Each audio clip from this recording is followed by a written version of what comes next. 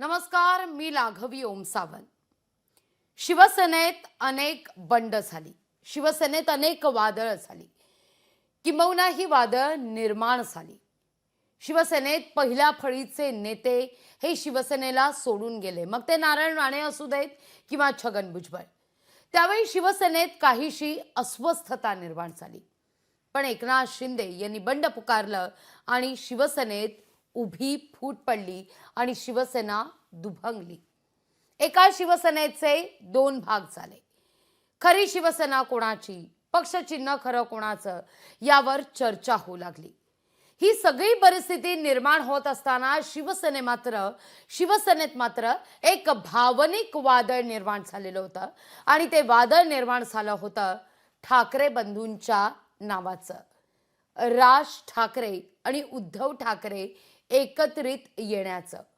आणि या बंधूंना एकत्रित आणण्याकरता गेले अनेक वर्ष कार्यरत असणारे ठाकरे बंधूंचे मामा चंदू मामा वैद्य आज आपल्यासोबत जोडले गेलेले आहेत. कारण आजचा दिवस सुद्धा फार महत्त्वाचा आहे.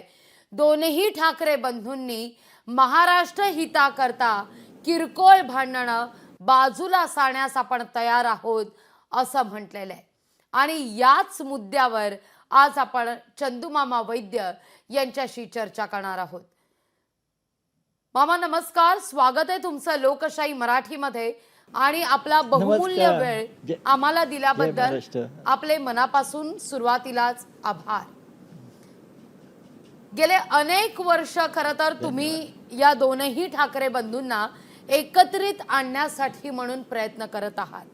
अगदी शिवसेना साहेबांच्या वेळची शिवसेना, उद्धव ठाकरेंच्या वेळची शिवसेना, बंडानंतरची शिवसेना तुम्ही पाहिली आहेत, अनुभवली आहेत.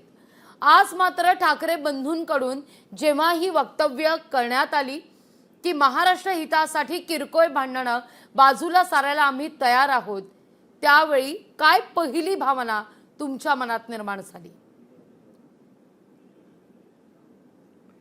मला पहिली भावना म्हणजे मला खरंच या गोष्टीचा आनंद आहे की आज एवढे वर्ष प्रयत्न करून आज दोघाही भावांनी स्वतःहून आपले किरकोळ वाद मिटवायची तयारी दाखवली.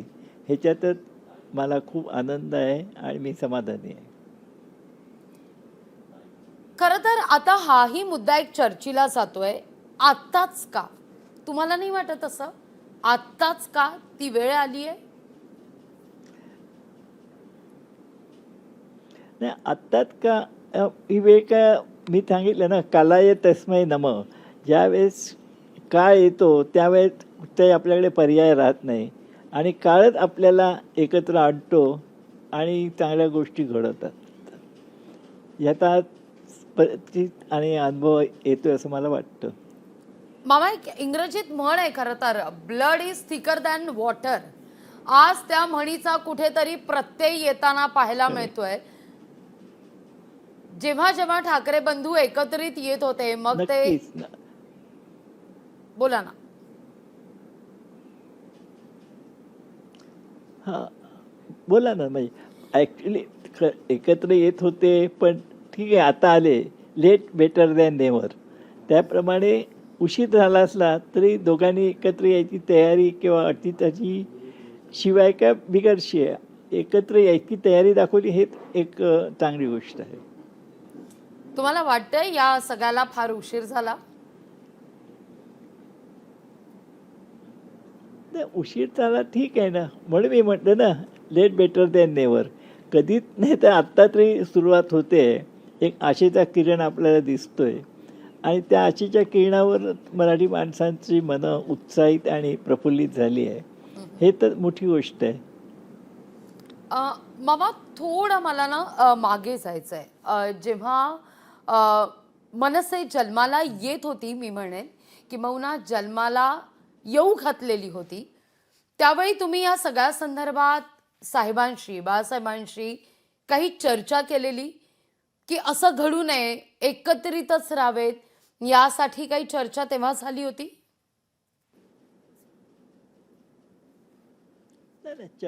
चर्चा करून कोण एकत्र येत नाही किंवा वेगळं होत नाही.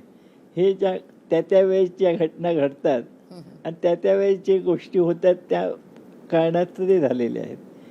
आता ती वाईट गोष्ट होती, कोणालाही वाटत नव्हतं असं व्हावं, पण घडलं ते घडलं. आता ते झाले गेले विसरून जाऊन नवीन मार्ग शोधायचा, हा एक पर्याय आहे ना आपल्याकडे.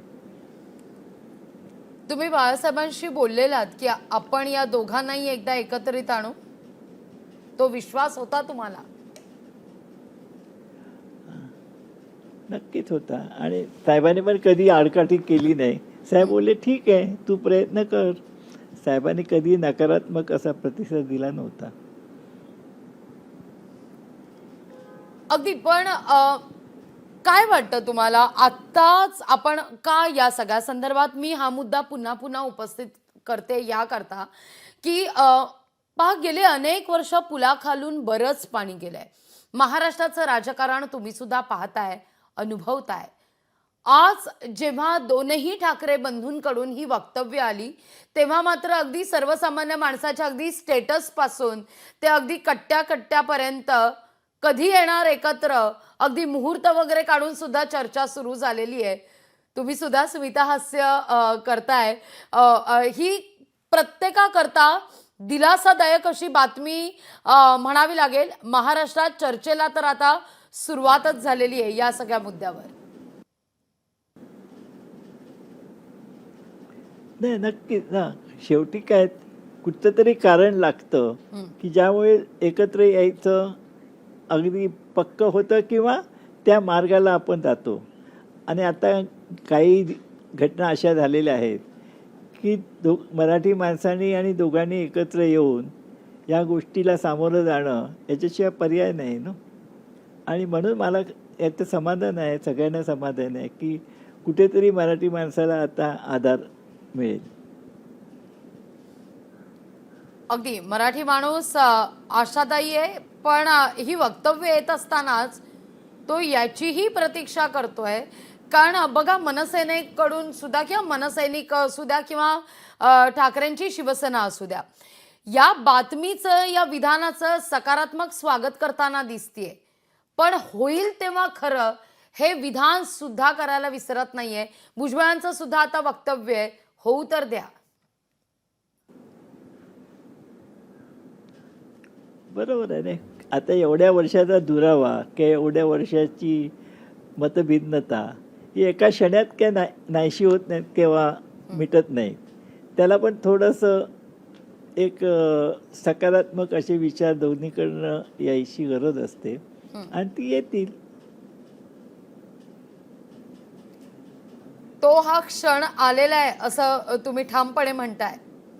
तो दुरावा आता मिटणार आहे. नक्कीच ना. अशी आपण आशा करूया ना.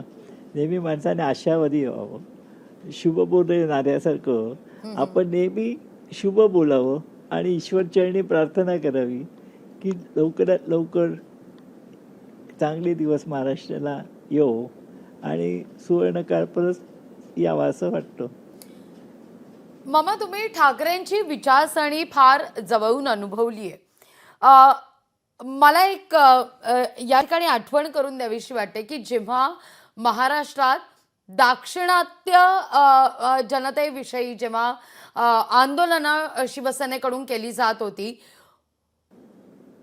आणि या सगळ्या संदर्भात जेव्हा संताप व्यक्त केला जात होता, हटाव लुंगीचं ते आंदोलन सुरू होतं, त्याच दरम्यान दाक्षिणात्य एका मुलीबरोबर तुम्ही विवाह बंधनात बांधले गेलात आणि त्यावेळी मात्र बाळासाहेबांचे त्या क्षणाचे ते विचार, तो खुलेपणा, ती वैचारिक व्यापकता, आज जेव्हा ठाकरे बंधूंकडून ती वैचारिक व्यापकता दाखवून एकत्रित येण्यासंदर्भात, महाराष्ट्र हितासंदर्भात ही वक्तव्य केली जातात, तेव्हा तुम्हाला त्या काळी गेल्याची आठवण होते का? हो, नक्की. त्या काळी जेव्हा विरोध होता, हटावलुंगीचे दिवस होते, त्यावेळेस फक्त एकट्या साहेबांनी मला सपोर्ट केला आणि साहेब म्हणायचे की हे बघ, आपण माझाही त्यांच्या वृत्ती जी आहे की बाहेरून लोक आणायची आणि इथे भरती करायची, त्याच्या विरोधात मी काय त्यांच्या जातीविरुद्ध नव्हतो किंवा त्यांच्या विरुद्ध नव्हतो. तर आणि शेवटी काय, हा तुझा प्रेमविवाह आहे, त्याच्या माझा विरोध असण्याचं कारण नाही. आणि मुलगी आपल्याकडे येते, आपली मुलगी तिकडे जात नाही आहे साहेब असे म्हणायचे. आणि साहेबांनी एकच गोष्ट सांगितली की मी साहेबांचं एवढं मोठेपण होतं की ते बोलले ती आल्यावर तिला कुठच्याही तऱ्हेचा त्रास किंवा होता कामा नये. आणि साहेबांनी शेवटपर्यंत ती गोष्ट मला सांगत होते आणि ती मी पाळली. म्हणजे एवढा साहेबांचा दिलदारपणा होता. म्हणजे त्यांनी एका क्षणातही विचार न करता मला त्यांनी पाठिंबा दिला. आणि आज तोच दिलदारपणा महाराष्ट्राकरता जेव्हा दोनही ठाकरे बंधू दाखवतायत, तेव्हा मात्र कुठेतरी साहेबांची ती शिकवण, साहेबांचे ते विचार आजही खोलवर रुजलेले आहेत, मुरलेले आहेत, याची आठवण काढतोय महाराष्ट्र.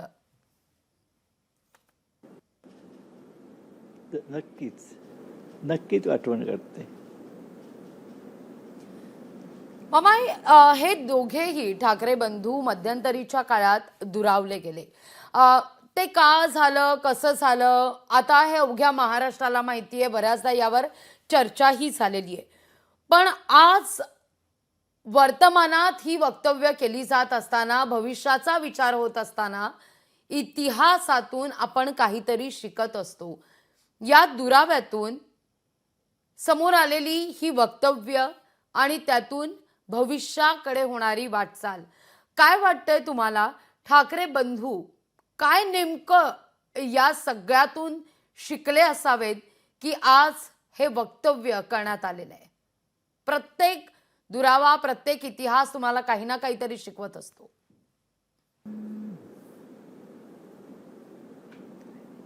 नाही, नक्कीच काहीतरी शिकवत असतो. आणि शेवटी काय आहे की जेव्हा सगळ्यांनाच कळतं की बाबा नाही, आता आपली सगळी छोटी मोठी वादविवाद बाजूला ठेवून एकत्र यायला पाहिजे, तेव्हाच खरं ह्या गोष्टी सकारात्मककडे जातात ना.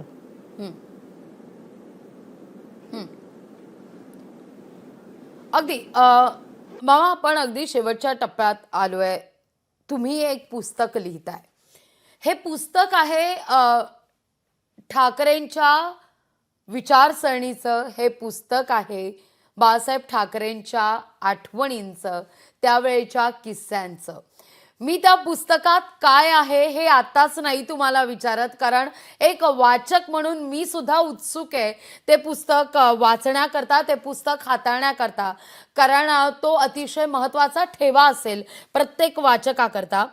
पण सगळ्यात महत्त्वाचं, आज किंबहुना तुम्ही इतके अनेक वर्ष ठाकरे बंधूंना एकत्रित आणण्यासाठी म्हणून प्रयत्न करत असताना, आज जेव्हा महाराष्ट्राचं राजकारण हे एका टप्प्यावर आलेलं असताना, दोनही ठाकरे बंधूंकडून जेव्हा ही वक्तव्य केली जातात, त्यावेळी मात्र ते पुस्तकाचं शेवटचं पान किंवा पुस्तकाची प्रस्तावना त्या क्षणाची वाट पाहत होतं का, अशी चर्चा आता सुरू झाली आहे.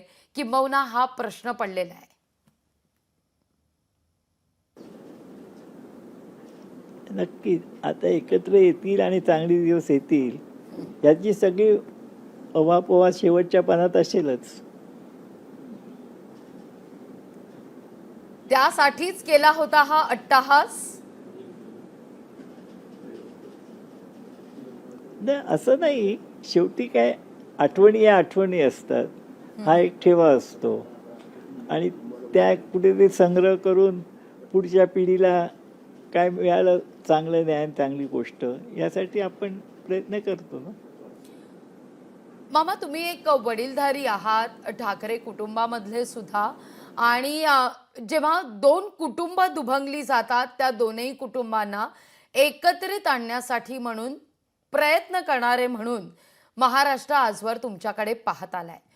आज राज्याच्या राजकारणात, मग ते कुटुंब ठाकरेंचं असू दे किंवा पवारांचं, राज्याच्या राजकारणामुळे ही दोन कुटुंब दुभंगली गेली आहेत, किंवा राजकारणच नाही तर येन केन प्रकारानं महाराष्ट्रात विविध कुटुंब दुभंगली गेली आहेत. आज जेव्हा एक व्यापक विचार ठेवून ही कुटुंब जर एकत्र येत असतील, तर तो अवघ्या महाराष्ट्रासाठी एक मोठा आदर्श तर आहेच, पण गेल्या अनेक वर्षांपासून तुम्ही केलेल्या प्रयत्नांचं संचित आहे आणि ते समाधान आज तुमच्या चेहऱ्यावर दिसतंय.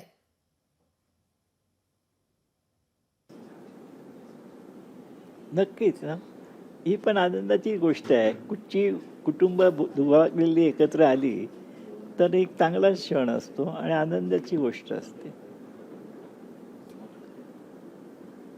अगदी शेवटचा सवाल मामा, तुम्ही पुस्तक लिहिताय, पुस्तकाची प्रस्तावना शेवटचं पान किंवा पहिलं पान हे अर्थातच ठाकरे बंधूंच्या एकत्रित येण्यावर असेल असं तुम्ही आता म्हणताय, पण या घटनेनं पुस्तकाचं शीर्षक बदलेल का, थेट विचारतीये. नाही, शीर्षक कसं अजून शीर्षकाचं नाव ठरवलंच नाही आहे आणि खरं म्हणजे अजून ते मी लिहायला पण घेतलं नाही. बरेच लोकांची इच्छा आहे, आग्रह आहे, तर त्या दृष्टिकोनातून मी एक विचार करतोय आणि आपण पण त्याला काहीतरी सूचना करावी अशी अपेक्षा आहे. अगदी खूप खूप धन्यवाद आमच्याशी संवाद साधलात त्याबद्दल आणि आपला वेळ आम्हाला दिलात त्याबद्दल आपले मनापासून आभार. धन्यवाद. धन्यवाद. लोकशाही मराठी ऐका, पहा, जागरूक रहा.